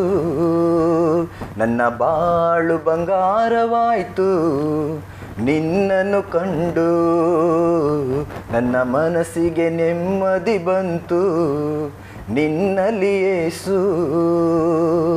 ಬಾಳಿನ ಬಂಗಾರ ಬಾಳಿಗೆ ಬೆಳಕು, ಬಾಳಿನ ಬಂಗಾರ ಬಾಳಿಗೆ ಬೆಳಕು. ನಿನ್ನ ಹಾಡಿ ಹಾಡಿ ಸ್ತುತಿಸುವೆನು, ನಿನ್ನ ಹಾಡಿ ಹಾಡಿ ಸ್ತುತಿಸುವೆನು. ಈ ದಿನವು ನಮ್ಮ ಕರ್ತನಿಗೆ ಪ್ರತಿಷ್ಠಿತವಾಗಿದೆ, ಯೆಹೋವನ ಆನಂದವೇ ನಮ್ಮ ಆಶ್ರಯ, ನಮ್ಮ ಆಶ್ರಯ. ಒಳ್ಳೆಯದುಂಟು ಭಾಷೆ, ಒಳ್ಳೆಯದು. ಅಂದರೆ ದೇವರು ನಿಮಗೆ ಕೊಟ್ಟಂಥ ಒಳ್ಳೆಯ ಹಾಡುಗಳು, ಯಾಕಂದರೆ ನೀವು ಅನುಭವದಿಂದ ಹಾಡ್ತಾ ಇದ್ದೀರಿ. ಹೌದು. ಯಾಕಂದರೆ ಅನುಭವಕ್ಕೆ ದೇವರು ನಿಮ್ಮನ್ನು ನಡೆಸಿದ ಅನುಭವ ನೀವು ಹಾಡಾಗಿ ನಿಮ್ಮಿಂದ ಅದು ಹೊರ ಬರ್ತಾ ಇದೆ. ಹೌದು. ಖಂಡಿತವಾಗಿ ಕರ್ನಾಟಕ ಉದ್ದಲಗ ಮಾತ್ರ ಅಲ್ಲ, ಬೇರೆ ಪ್ರಾಂತ್ಯಕ ಹಾಡುಗಳು ವಿಸ್ತರಿಸಲಿ. ಯಾಕೆಂದರೆ ಹಾಡುಗಳ ಮೂಲಕ ದೇವರನ್ನು ಮಹಿಮೆಪಡಿಸುವಾಗ ದೇವರು ಹಾಗೆ ತಾನೇ ತನ್ನ ಕಾರ್ಯವನ್ನು ಪ್ರಾರಂಭ ಮಾಡ್ತೀನಿ. ಯಾಕೆಂದರೆ ದೇವರ ವಾಕ್ಯದಲ್ಲಿ ನೋಡಿದೆ, ಪೌಲಸಿಲ್ಲರ ಸೆರೆಮನೆಯಿರುವಂಥ ಸಮಯದಲ್ಲಿ, ಹೌದು, ದೇವರನ್ನು ಹಾಡುವಂಥ ಸಮಯದಲ್ಲಿ ದೇವರ ಬಲ ಆ ಮಧ್ಯದಲ್ಲಿ ಇಳಿದು ಬಂದು ಅದ್ಭುತವನ್ನು ನಡೆಸಿದ್ರು. ಅಂದರೆ ದೇವರನ್ನು ಹೃದಯಪೂರ್ವಕ ನಾವು ಆರಾಧನೆ ಮಾಡುವಾಗ ದೇವರು ತನ್ನ ಕಾರ್ಯವನ್ನು ಮಾಡಲಿಕ್ಕೆ ಸುಲಭ ಆಗ್ತದೆ ಅಲ್ಲ ಭಾಷೆ. ಬಸ್ ಈಗ ನಿಮ್ಮ ಸೇವೆಯಲ್ಲಿದ್ದೀರಿ ಅಂದರೆ ನಿಮ್ಮ ಮೂಲಕ ಎಲ್ಲಿಯಾದರೂ ಬೇರೆ ಸೇವೆಗಳನ್ನ ಸ್ಥಾಪನೆ ಮಾಡಿದ್ರೆ ಭಾಷೆ? ಇನ್ನೂ ನಾನು ಮಾಡಿಲ್ಲ, ಸೇವೆ ಸ್ಥಾಪನೆ ಮಾಡಲಿಲ್ಲ. ಬಟ್ ತುಂಬ ಜನರಿಗೆ ಅನೇಕರು ಸೇವೆಗೆ ಹೋಗಿದ್ದಾರೆ ನನ್ನ ಮುಖಾಂತರ, ನನ್ನ ಸಾಕ್ಷಿಗಳ ಮುಖಾಂತರ, ಈ ಒಂದು ಕ್ಯಾಸೆಟ್ಟಿನ ಸೇವೆ ಮುಖಾಂತರವಾಗಿ ಅನೇಕ ಕೂಟಗಳಲ್ಲಿ ಅವ್ರನ್ನ ಒಪ್ಪಿಸಿಕೊಟ್ಟಿದ್ದಾರೆ. ನಾನು ಸೇವೆಗೆ ಹೋಗ್ತೀನಿ ಎಂಬುದಾಗಿ ಆಲ್ರೆಡಿ ತುಂಬ ಜನ ಹೋಗಿದ್ದಾರೆ. ಈಗ ನೀವು ಪರಿಪೂರ್ಣ ಸೇವೆಗೆ ಬಂದು ಪರಿಪೂರ್ಣ ಒಂದು ಸಭಾಪಾಲಕರ ಸೇವೆ ಪ್ರಾರಂಭ ಮಾಡಿ ಎಷ್ಟು ವರ್ಷ ಆಯಿತು ಭಾಷೆ? ಈಗ ನಾನು ಸೇವೆಗೆ ಬಂದು ಈಗ 18 ವರ್ಷ ಆಯಿತು. ನಾನು 18 ವರ್ಷ ಆಯಿತು. ಅಂದರೆ 1999ರಲ್ಲಿ ಪ್ರಾರಂಭ ಮಾಡಿ 1999ರಲ್ಲಿ ನಾನು ಸೇವೆ ಪ್ರಾರಂಭವಾಯಿತು. ಈಗ ಕರ್ತನ ಸೇವೆ ಇಲ್ಲಿಗೆ 18ನೇ ವರ್ಷದಲ್ಲಿ ನಾನು ನಡೀತಾ ಇದ್ದೀನಿ.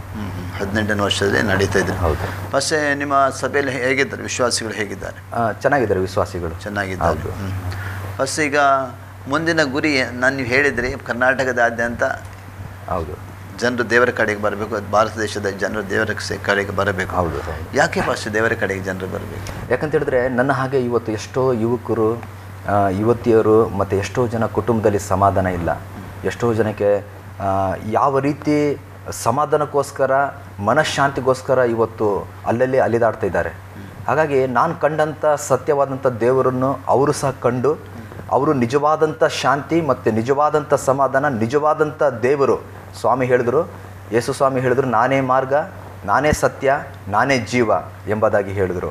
ಅದೇ ರೀತಿ ನನಗೆ ಸ್ವಾಮಿ ಮೊದಲನಾಗಿ ಯೇಸು ಕ್ರಿಸ್ತನನ್ನು ಕರೆದ ಹಾಗೆ ಮತ್ತಾಯ 11:28ರಲ್ಲಿ ಎಲೆ ಕಷ್ಟಪಡುವವರೇ ಹೊರೆ ಹೊತ್ತವರೇ ನೀವೆಲ್ಲ ನನ್ನ ಬಳಿಗೆ ಬನ್ನಿರಿ ಎಂಬುದಾಗಿ ನನಗೆ ಕರೆದಂಥ ದೇವರು ಅವ್ರನ್ನೂ ಸಹ ಕರಿಬೇಕು, ಕರೀತಿದ್ದಾರೆ. ಹಾಗಾಗಿ ಅದರ ಮುಖಾಂತರವಾಗಿ ನಾನು ಅದನ್ನು ಸೇವೆಯನ್ನು ನಾನು ಮಾಡಿ ಅದನ್ನು ಸಾರ್ತಾ ಇದ್ದೀನಿ. ನಾನು ಅಂದರೆ ಈಗ ಯೇಸು ಕ್ರಿಸ್ತನನ್ನು ನಂಬಿದ ತಕ್ಷಣ ಆಗಿರ್ಬೋದು ನೀವೊಂದು ಸೇವೆಗೆ ಬಂದಿದ್ದೀರಿ, ಸೇವೆ ಮಾಡ್ತಾ ಇದ್ದೀರಿ. ಅದರ ನಂತರದ ವಿಷಯ ಏನು ಬಸ್? ಈಗ ಅದರ ನಂತರ ಏನಿದೆ? ಖಾಲಿ ಸೇವೆ ಮಾಡ್ತಾ ಕರ್ತನಲ್ಲಿ ಬಂದು ಕರ್ತನ ಸೇವೆ ಮಾಡಿದರೆ ಮಾತ್ರ ಮುಗೀತಾ?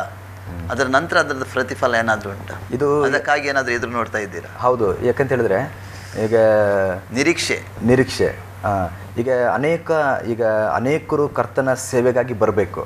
ಈಗ ಎಷ್ಟೋ ಗ್ರಾಮಗಳಿಗೆ ಇನ್ನೂ ಸೇವೆ ರೀಚ್ ಆಗಿಲ್ಲ. ಯೇಸು ಕ್ರಿಸ್ತನೆಂಬುದೇ ಗೊತ್ತು ಅವರಿಗೆ. ಎಷ್ಟೋ ಗ್ರಾಮಗಳಿಗೆ ಇನ್ನೂ ಕರ್ತನ ಸೇವೆ ಹೋಗಿಲ್ಲ. ಹಾಗಾಗಿ ಎಷ್ಟೋ ಗ್ರಾಮಗಳು, ಎಷ್ಟೋ ತಾಲೂಕುಗಳಲ್ಲಿ ಇವತ್ತು ಸೇವೆ ಇಲ್ಲ. ಮತ್ತು ಸೇವೆ ಮಾಡ್ತಾ ಇದ್ದಾರೆ ಸೇವಕರು. ಅವ್ರನ್ನ ಸ್ಪಂದಿಸುವಂಥವ್ರು, ಅವರಿಗೆ ಎನ್ಕರೇಜ್ ಮಾಡುವಂಥವ್ರು, ಅವರಿಗೆ ಹುರಿದುಂಬಿಸುವವರು ಭಾಳ ಕಡಿಮೆ ಇದೆ. ಹಾಗಾಗಿ ಅದು ಆಗಬೇಕನ್ನೋದು ನನ್ನ ಆಸೆ. ಈಗ ನೀವು ಹೇಳಿದ ಪ್ರಕಾರ ಈಗ ಪ್ರಾರಂಭ ಸೇವೆಗೆ ಅನೇಕ ಯೌವನಸ್ಥರು ಸೇವೆಗಾಗಿ ಬರ್ತಾ ಇದ್ದಾರೆ. ಸೇವೆಗಾಗಿ ಬಂದ ತಕ್ಷಣ ಏನು ನೀವು ಹೇಳಿದಾಗೆ ಆಸ್ತಿ ಪಾಸ್ತಿ ಬಂಗ್ಲೆ ಗಿಂಗ್ಲೆ ಏನು ಸಿಕ್ಕುವುದಿಲ್ಲ. ಸೇವೆ ಮಾಡಬೇಕಾದ್ರೆ ಎಲ್ಲವನ್ನು ತ್ಯಾಗ ಮಾಡಬೇಕು. ಅಂದರೆ ತನ್ನ ಪ್ರಾಣವನ್ನು ಕೂಡ ತ್ಯಾಗ ಮಾಡಿ. ಅಂಥ ಪರಿಸ್ಥಿತಿಯಲ್ಲಿ ನಮ್ಮ ಸೇವೆಯನ್ನು ದೇವರು ನಡೆಸುವ ಒಂದು ಸಮಯ ಬರ್ತದೆ. ಆದರೆ ಈ ಪರಿಸ್ಥಿತಿಯಿಂದ ಕೆಲವರು ಈಗ ನಾನು ಹೇಳೋದು ಸತ್ಯವೇದ ಶಾಲೆ ಕಲಿತು ಅನೇಕರು ಹೊರಗೆ ಬರ್ತಾ ಇದ್ದಾರೆ. ಅಂದರೆ ಸತ್ಯವೇದ ಶಾಲೆ ಕಲಿಯುವಾಗ ಯಾವುದು ಅವರಿಗೆ ಸಮಸ್ಯೆ ಇರುವುದಿಲ್ಲ. ಸೇವೆಗಾಗಿ ಇಳಿದ ನಂತರ ಬರುವಂಥ ಸಮಸ್ಯೆ ಅಂದರೆ ಒಂದು ನೀವು ಹೇಳಿದ್ರಿ, ನಿಮ್ಮ ಊರನ್ನು ಬಿಟ್ಟು ಎಷ್ಟೋ ದೂರ ಹೋಗಿ ನೀವು ಒಬ್ಬಂಟಿಗರಾಗಿ ಸೇವೆ ಪ್ರಾರಂಭ ಮಾಡಿದ್ರಿ. ಅನೇಕ ವೇದನೆ ಕಷ್ಟನೇ ಅನುಭವಿಸಿದಿರಿ ಅಲ್ಲ, ಅನೇಕ ಹಿಂಸೆಗಳನ್ನು ಅನುಭವಿಸಿದ್ರಿ. ಆದರೂ ಕೂಡ ನೀವು ಆ ಸೇವೆಯಿಂದ ಹಿಂಜರಿದು ಹೋಗಲಿಲ್ಲ. ಆಗಿರಬಹುದು ನಿಮಗೆ ಅನೇಕ ಸರ್ತಿ ಊಟ ಕೂಡ ಸಿಕ್ಕಿರ್ಲಿಕ್ಕೆ ಇಲ್ಲ ಅಲ್ಲ, ನಿಮಗೆ ಕೈಯಲ್ಲಿ ನಿಮ್ಮ ಕಾಸು ಕೂಡ ಇರಲಿಕ್ಕಿಲ್ಲ. ಆದರೂ ಕೂಡ ನೀವು ಕರ್ತನ ಸೇವೆಯನ್ನು ಮಾಡಿದ್ರಿ. ಈಗಿನ ಈ ಯವನಸ್ಥರಿಗೆ ಏನನ್ನು ಹೇಳಕ್ಕೆ ಬಯಸ್ತೀರಿ ನೀವು? ಇವಾಗ ಸೇವೆಗೆ ಬಂದಂಥ ಯವನಸ್ಥರ ಒಂದು ವೇಳೆ ಇದು ಬೇಡಪ್ಪ, ಇದು ಸೇವೆಗೆ ಯಾಕೆ, ನನಗೆ ಸೇವೆನೇ ಬೇಡ ಅಂತ ಅನೇಕರು ಹಿಂದಿರುಗಿ ನೋಡಲಿಕ್ಕೂ ಸಾಧ್ಯತೆ ಇದೆ ಈ ದಿನಗಳಲ್ಲಿ. ಯಾಕೆಂದರೆ ಈ ಪ್ರಪಂಚ ನೋಡುವಾಗ ಪ್ರಪಂಚದಲ್ಲಿ ಎಲ್ಲ ಇದೆ. ಅನುಭವಿಸ್ಲಿಕ್ಕೆ ಸಂತೋಷ ಪಡುವಂಥ ಅನೇಕ ಸಂಗತಿಗಳು ಪ್ರಪಂಚದಲ್ಲಿದೆ. ಅಂದರೆ ಅದನ್ನು ನೋಡುವಂಥ ಈ ಸೇವೆ ಮಾಡುವಂಥ ಜನರು ಹೇಗೆ ನೀವು ಏನು ಹೇಳ್ತೀರಿ ಅವರಿಗೆ? ಈಗ ಹೊಸದಾಗಿ ಸೇವೆ ಮಾಡಲಿಕ್ಕೆ ಬಂದಂಥ ಯುವಕರಿಗೆ ನಾನು ಈ ಒಂದು ವಾಹಿನಿ ಮುಖಾಂತರವಾಗಿ ನಾನು ಕೇಳಿಕೊಳ್ಳೋದೇನೆಂದರೆ, ಸೇವೆ ಅಂದಮೇಲೆ ಕಷ್ಟ, ಶಿಲುಬೆ ಅಂದರೆ ಕಷ್ಟನೇ. ಹಾಗಾಗಿ ನಾನು ಏನು ಹೇಳ್ತೇನೆ ಅಂದರೆ, ಸೇವೆ ಅಂದರೆ ಒಂದು ಶೋಕಿಯ ಜೀವನ ಅಲ್ಲ. ಸೇವೆ ಅಂತ ಹೇಳಿದ್ರೆ ಅದರ ಹಿಂದೆ ಒಂದು ಶ್ರಮ ಇದೆ, ಒಂದು ಕಷ್ಟಗಳು ಬರ್ತವೆ. ಅನೇಕ ಸನ್ನಿವೇಶಗಳಲ್ಲಿ ನಿರಾಸೆ ಕೂಡ ಕಾಡುತ್ತೆ. ಆದರೆ ಅದರಲ್ಲಿ ನಿಂತು ನಾವು ಸೇವೆ ಮಾಡುವಂಥದ್ದು, ಮತ್ತು ನಾವು ಸೇವೆಗೆ ಬಂದ ನಂತರ ನಮ್ಮ ಸಾಕ್ಷಿ ಭಾಳ ಪ್ರಾಮುಖ್ಯವಾದಂಥ ಸಾಕ್ಷಿ. ಯೇಸಪ್ಪನ್ನು ನೋಡುವಾಗ ಕಳಂಕರಹಿತವಾದಂಥ ಜೀವನ ಅವನದಾಗಿತ್ತು. ಪೌಲಶೀಲ ನೋಡುವಾಗ ಕರ್ತನ ಸೇವೆ ನಿಮಿತ್ತವಾಗಿ ಬಂಧಿಸಲ್ಪಟ್ಟು ಇಡೀ ರಾತ್ರಿ ಅವರು ಸೆರೆಮನೆಯಲ್ಲಿ ಸ್ತುತಿ ಪದಗಳನ್ನು ಹಾಡಿದರು. ಅಂಥ ಕಠಿಣವಾದಂಥ ಅಂಥ ದೊಡ್ಡ ಒಂದು ಪ್ರಮಾಣದ ಶಿಕ್ಷೆ ನಮಗೆ ದೇವರು ಕೊಡಲಿಲ್ಲ, ಅದು ಕೊಡೋದು ಇಲ್ಲ. ಆದರೆ ಸೇವೆಗೆ ಬಂದ ನಂತರ ಕರ್ತನ ಸೇವೆಗೋಸ್ಕರ ಪರಿಪೂರ್ಣವಾಗಿ ನಾವು ನಿಲ್ಲಬೇಕು ಮತ್ತು ಇತರರಿಗೆ ನಾವು ಸ್ಫೂರ್ತಿಯಾಗಿರಬೇಕು. ಇತರನ್ನು ನಾವು ಕರ್ತನ ರಾಜ್ಯದಲ್ಲಿ ನಾವು ಕರೆಕ್ಟಾಗಿ ರಾಜ್ಯಕ್ಕೆ ನಾವು ಕರೆಕ್ಟಾಗಿ ಅವ್ರನ್ನ ನಡೆಸಬೇಕನ್ನೋದು ನನ್ನ ಒಂದು ಸಲಹೆ ಅವರಿಗೆ. ಅಂದರೆ ಯಾವ ಪರಿಸ್ಥಿತಿ ಬಂದರೂ ಕೂಡ ಹಿಂದಕ್ಕೆ ನೋಡಲಿಕ್ಕಿಲ್ಲ. ಹೌದು. ನೇಗಿನ ಮೇಲೆ ಕೈ ಇಟ್ಟು ಹಿಂದಕ್ಕೆ ನೋಡೋದು ದೇವರಾಜ್ಯಕ್ಕೆ ಯೋಗ್ಯನಲ್ಲ, ದೇವರ ವಾಕ್ಯ ಹೇಳ್ತದೆ. ಅದಕ್ಕಾಗಿ ನಿಜವಾಗಿ ದೇವರ ಕರೆ ನಿಮಗೆ ಇರುವುದಾದರೆ, ಒಂದು ವೇಳೆ ಕಷ್ಟ ವೇದನೆ ಬಂದರೂ ಕೂಡ ಅದರ ಮೂಲಕ ದೇವರು ನಡೆಸುವನಾಗಿದೆ. ಕರ್ತನೆ ಯೇಸು ಸ್ವಾಮಿ ಕೂಡ ಹೇಳಿದಾನೆ, ಲೋಕದ ನಿಮಗೆ ಕಷ್ಟ ಇದೆ, ಅದು ಲೋಕವನ್ನು ನಾನು ಜಯಿಸಿದೆ. ಲೋಕವನ್ನು ಜಯಿಸಿದ ಕರ್ತನ ನಮ್ಮ ಜೊತೆ ಕರೆದಾತನಾಗಿದ್ದಾನೆ. ಈ ಲೋಕದ ಜನರು ನಮ್ಮ ಕರೆದಲ್ಲ, ಲೋಕದ ಯಾವುದೇ ಅಧಿಕಾರ ನಮ್ಮನ್ನು ಕರೆದದ್ದಲ್ಲ, ನಮ್ಮನ್ನು ಕರೆದಾತನ ಪರಲೋಕ ದೇವರಾಗಿದ್ದಾನೆ. ಆತನ ಕರೆಗೆ ನಿಜವಾಗಿ ಹೋಗೊಟ್ಟು ನೀವು ಸೇವೆಗೆ ಇಳಿದಾದ್ರೆ ಖಂಡಿತವಾಗಿ ಆತನ ನಡೆಸುವನಾಗಿದ್ದಾನೆ. ಮತ್ತು ದೇವರ ಕರುವಿಕೆ ಭಾಳ ಇಂಪಾರ್ಟೆಂಟ್ ಇದ್ರು. ಹೌದು. ಕರೆಯುವಿಕೆ ಇಲ್ಲದೆ ಸೇವೆ ಮಾಡಲಿಕ್ಕೆ ಸಾಧ್ಯವಿಲ್ಲ. ಒಂದು ವೇಳೆ ಕರೆಯುವಿಕೆ ಇಲ್ಲದೆ ಸೇವೆಗೆ ಬಂದರೂ ಕೂಡ ಹಿಂಜರಿ ಹೋಗುವಂಥ ಅನೇಕ ಸಂದರ್ಭಗಳು ಇವೆ. ಹೌದು. ಯಾಕಂದರೆ ಕರೆದಾತನ ಅಥವಾ ನಂಬಿಗಸ್ತನು ಅಂದರೆ ಖಂಡಿತವಾಗಿ ಕೈ ಬಿಡದೇವರಲ್ಲ. ಕೆಲವು ಸರ್ತಿ ನಮ್ಮನ್ನು ಕೆಲವು ಪರಿಸ್ಥಿತಿ ನಡೆಸ್ಬೋದು. ಆ ಪರಿಸ್ಥಿತಿ ನಡೆಸುವಾಗಲೂ ಕೂಡ ಆತ ನಮ್ಮ ಜೊತೆಯಲ್ಲಿ ಇರ್ತಾನೆ. ವಾಕ್ಯ ಹೇಳ್ತದೆ, ಕಾರ್ಗತ್ತಿನ ಕಣಿವೆಯಲ್ಲಿ ನಡೆಯುವಾಗಲೂ ನೀನು ಹತ್ತಿರ ಇರೋದ್ರಿಂದ ನಾನು ಕೇಡಿಗೆ ಹೆದರೇನು. ಅಂದರೆ ಕಾರ್ಗತ್ತಿನ ಪರಿಸ್ಥಿತಿ ಇರುವಾಗ ಕೂಡ ಅವನ ನಮ್ಮ ಜೊತೆಯಲ್ಲಿ ಇರ್ತಾನೆ. ಅದನ್ನು ನಂಬಿ ನಾವು ಕರ್ತನ ಸೇವೆ ಮಾಡಿದ್ರೆ ಖಂಡಿತವಾಗಿ ಇವತ್ತು ನಮಗೆ ಕಷ್ಟ ಬರುವುದಾದರೆ ಒಂದು ದಿನ ಜಯದ ಜೀವಿತ, ಜಯದ ಸೇವೆ ನಡೆಸುವುದಕ್ಕೆ ದೇವರು ನಮಗೆ ಸಹಾಯ ಮಾಡುವನಾಗಿದೆ ಅಲ್ಲ ಪಸ್ಸೆ? ಖಂಡಿತವಾಗಿ ಪಸ್ಸೆ ನಮ್ಮ ಯಾಸ್ರೆ ಟಿವಿಯಲ್ಲಿ ಬಂದು ಈ ಸ್ವಾರ್ಥಿಕ ಕಾರ್ಯಕ್ರಮದಲ್ಲಿ ಬಂದು ನಿಮ್ಮ ಸೇವೆ ವಿಷಯದಲ್ಲಿ, ನಿಮ್ಮ ಸ್ವಾರ್ಥಿಕ ವಿಷಯದಲ್ಲಿ ನೀವು ಸಮಿಸಾರಿಗೆ ನಮ್ಮ ವೀಕ್ಷಕರಿಗೆ ಹೇಳಿದ್ದೀರಿ. ಖಂಡಿತ ಪಸ್ಸೆ ದೇವರು ನಿಮ್ಮನ್ನು ಆಶೀರ್ವಾದ ಮಾಡಲಿ, ನಿಮ್ಮ ಕುಟುಂಬವನ್ನು, ನಿಮ್ಮ ಸೇವೆಯನ್ನು ಆಶೀರ್ವಾದ ಮಾಡಿ ನಮ್ಮ ಬಯಕೆ ಆಗಿದೆ. ನಿಮ್ಮ ಈಗ ಯೌವನಸ್ಥರಾಗಿದ್ದೀರಿ, ಇನ್ನೂ ಕೂಡ ಸೇವೆ ಅನೇಕ ರೀತಿಯಲ್ಲಿ ನಿಮಗೆ ಸೇವೆ ಮಾಡಲಿಕ್ಕೆ ದೇವರು ಸಹಾಯ ಮಾಡಲಿ. ಯಾಕಂದರೆ ಸೇವಾ ಕ್ಷೇತ್ರ ವಿಶಾಲವಿದೆ, ವಿಶಾಲವಾದ ಮೇವು ಇದೆ, ಬಯಲಿದೆ. ಅದರಲ್ಲಿ ಕರ್ತನಿಗಾಗಿ ಶಕ್ತವಾದ ರೀತಿ ಸೇವೆ ಮಾಡಿ ದೇವರು ಇನ್ನೂ ಹೆಚ್ಚಾದ ರೀತಿ ನಿಮಗೆ ದರ್ಶನ ಕೊಟ್ಟು ಹೆಚ್ಚಾದ ರೀತಿ ದೇವರ ಸೇವೆ ಮಾಡಿ ಅನೇಕ ಆತ್ಮಗಳನ್ನು ದೇವರ ರಾಜ್ಯಕ್ಕೆ ನಡೆಸುವಂತೆ ನಿಮ್ಮ ದೇವರು ಸಹಾಯ ಮಾಡಲಿ. ಮತ್ತು ನಿಮ್ಮ ದೇವರು ಏನು ಬಯಕೆ ನಿಮ್ಮ ಹೃದಯ ದೇವರು ಕೊಟ್ಟಿದ್ದಾನೆ ಅದೆಲ್ಲ ದೇವರು ಪೂರೈಸೋದು ನಮ್ಮ ಪ್ರಾರ್ಥನೆ ಆಗಿದೆ. ಫಸ್ಟ್ ನಮ್ಮ ಮಧ್ಯದಲ್ಲಿ ಬಂದು ಈ ಸುವಾರ್ತೆ ಕಾರ್ಯಕ್ರಮದಲ್ಲಿ ಭಾಗವಹಿಸಿ ನಿಮ್ಮ ಅನುಭವವನ್ನು ಹಂಚಿದ್ದಕ್ಕಾಗಿ ನಿಮಗೆ ವಂದನೆಗಳು ಹೇಳ್ತಾ ಇದ್ದಾನೆ. ವಂದನೆಗಳು. ಮತ್ತು ನನಗೆ ಈ ಒಂದು ವಾಹಿನಿಯ ಮುಖ್ಯಸ್ಥರಾದಂಥ ಸುನಿಲ್ ಡಿಸೋಜಾ ಅಯ್ಯನವರು ಈ ಒಂದು ಕಾರ್ಯಕ್ರಮಕ್ಕೆ ಈ ಒಂದು ಅವಕಾಶವನ್ನು ಮಾಡಿಕೊಟ್ಟಂಥ ಅವರಿಗೆ ನನ್ನ ಹೃದಯಪೂರ್ವಕವಾಗಿ ನಾನು ವಂದಿಸ್ತೇನೆ. ಮತ್ತು ನಾನು ಕೂಡ ನೋಡಿದ್ದೀನಿ, ನಾನು ಕೂಡ ಕೇಳಲ್ಪಟ್ಟಿದ್ದೇನೆ. ಏನಂದರೆ ಅವರ ಸೇವೆ, ಅವರು ಮಾಡ್ತಿರುವಂಥ ಒಂದು ಸೇವೆ ಬಹಳ ಪ್ರಾಮುಖ್ಯವಾದಂಥ ಸೇವೆ. ನಿಜಕ್ಕೂ ನನ್ನ ವೈಯಕ್ತಿಕವಂಥ ಪ್ರಾರ್ಥನೆ ಮತ್ತು ನನ್ನ ಹೃದಯಪೂರ್ವಕ ಕೂಡ ನಾನು ಅವರನ್ನು ವಂದಿಸ್ತೇನೆ. ದೇವರ ನಾಮಕ್ಕೆ ಮಹಿಮೆ ಆಗಲಿ. ಧನ್ಯವಾದಗಳು. ಪ್ರಿಯ SRT ವೀಕ್ಷಕರೇ, ಇವತ್ತು ನಮ್ಮ ಮಧ್ಯದಲ್ಲಿ ಹೊಸದುರ್ಗದಲ್ಲಿ ಸೇವೆ ಮಾಡಿದ ಪಾಸ್ಟರ್ ಆರ್ ಮೂರ್ತಿ ನಮ್ಮ ಮಧ್ಯದಲ್ಲಿದ್ದಾರೆ. ಅವರ ಸುವಾರ್ತಿಕ ಎಂಬ ಕಾರ್ಯಕ್ರಮದಲ್ಲಿ ಅವರ ಸಾಕ್ಷಿ ನೀವು ಕೇಳಿದಿರಿ. ಪ್ರಿಯರೇ, ಇನ್ನೊಬ್ಬರು ಸುವಾರ್ತಿಕರು ಈ ಕಾರ್ಯಕ್ರಮದಲ್ಲಿ ಬರುವ ತನಕ SRTಯನ್ನು ವೀಕ್ಷಿಸ್ತೀರಿ. ವಂದನೆಗಳು.